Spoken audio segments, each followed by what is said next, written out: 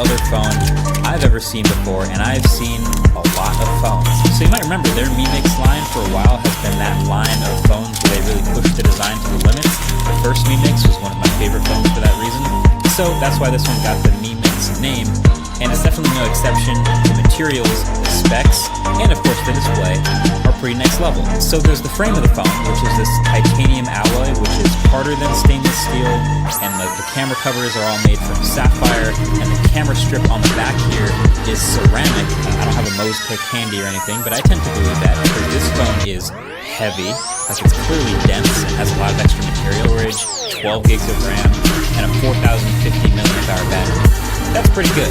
If anything, you'd maybe want to see the battery even bigger, but a lot of that space, as you can tell, is going to be taken up by the screen wrapping around inside the phone.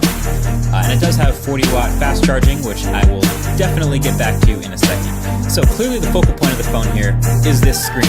I mean, just imagine seeing someone in person using this display, OLED display, with a very thin top and bottom bezels that wrap around to meet the camera strip at the back, which is what I'll call it. This houses a couple of things, including the 108 megapixel primary camera, the 20 megapixel ultra wide with macro capabilities, and the 12 megapixel telephoto camera and dual LED flash. This phone also even has an in-display fingerprint reader, impressively, and it's 5G enabled, and there's a whole bunch of optimizations in Xiaomi's MIUI alpha software, like the battery, status bar icons, and notification counter are on the side of the phone here instead of at the top. So it kind of cleans up the top to just be a notification pull down and not have to display all that stuff all the time, which is kind of neat.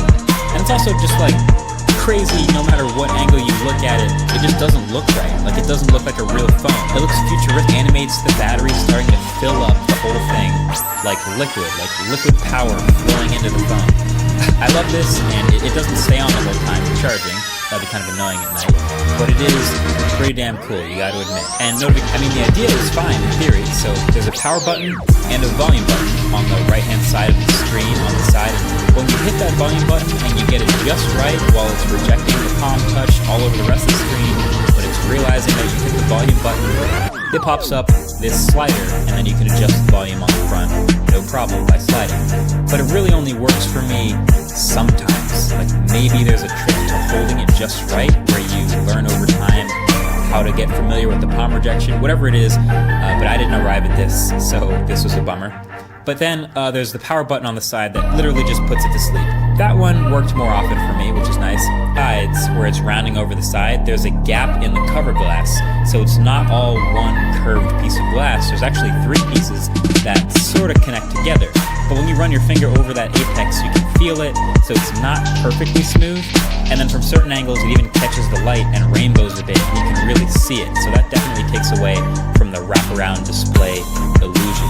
There's also a fair bit of yellowing at the very edges that you can sometimes notice if you're looking for it. The camera doesn't pick it up as well as your eyes.